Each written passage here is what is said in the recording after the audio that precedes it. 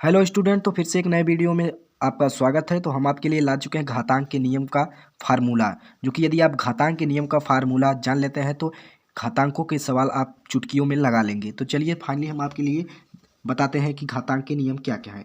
देखिए, पहला घातांक का नियम यही है कि ए के पावर एम गुणे ए के पावर एन गुणे ए के पावर आर, यानी कि ए के स्थान पर कोई संख्या रहेगी, यानी कि आधार यानी कि सेम है, इसको मान सकते हैं आप क्या आधार। और यहाँ पर देखिए घात घात जो कि भिन्न भिन्न में रहेंगी संख्या, डैश डैश डैश, यानी कि कुछ भी अनंत तक हो सकती है, अनंत तक नहीं मतलब और संख्या दे सकती हैं। तो इसका क्या होता है कि यदि आधार समान है तो घात को जोड़ लिया जाता है और आधार को एक संख्या लिखा जाता है, वही संख्या उतार कर घातों को जोड़ लिया जाता है।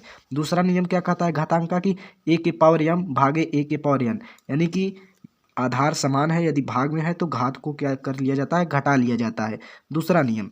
और तीसरा नियम कहता है कि ए के पावर एम के पावर एन, यानी घात के ऊपर घात है, यदि संख्या के ऊपर घात है, घात के ऊपर घात है तो संख्या लिखकर घातों का गुणा कर लिया जाता है। तीसरा नियम यह कहता है।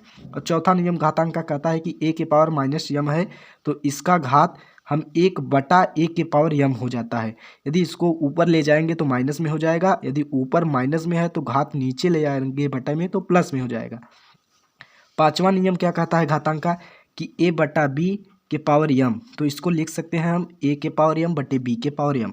यदि इसका हम एक बेसिक में याद करें तो यहाँ पर देखिए जो कि यह b/a की पावर माइनस यम, यानी कि घात माइनस करने के लिए यह संख्या को पलट देंगे तो घात माइनस हो जाएगा। अगला छठवां नियम क्या कहता है घातांक का कि a के पावर यम गुणे b के पावर यम, यानी कि घात समान हो तो आधार का गुणा कर लिया जाता है, यहाँ पर a गुणे b के पावर यम।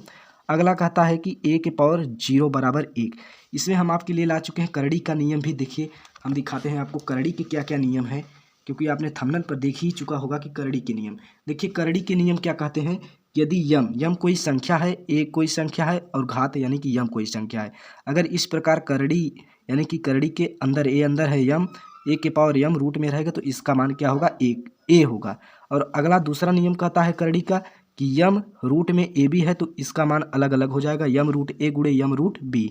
अब अगला देखिए तीसरा क्या कहता है कि यम root a by b, root में क्या है ए बाई बी, तो इसका क्या कर लेंगे हम संख्या को अलग अलग कर लेंगे, यम रूट ए यम रूट बी, यम के स्थान पर कोई संख्या, ए के स्थान पर कोई संख्या रहेगी। अगला देखिए क्या कहता है नियम कि यन रूट, यानी कि रूट के अंदर है ए और रूट के अंदर फिर यम फिर रूट फिर ए, तो इसका नियम कहता है कि यमयन, यानी कि इसका मल्टीप्लाई होकर रूट ए आ जाता है, इसका मान ए आ जाता है। अगला नियम कहता है कि यम रूट ए की घाते यन है तो यम रूट ए के पावर यन हो जाता है। तो उम्मीद है दोस्तों आपको घातांक एवं करड़ी के नियम समझ में आया होगा। यदि समझ में आया है तो अपने दोस्तों के साथ शेयर करें और मेरे चैनल पर आपको इंटरेस्टिंग सी वीडियो मिलेंगी और चैनल को ऑल नोटिफिकेशन पर सब्सक्राइब करिए। धन्यवाद।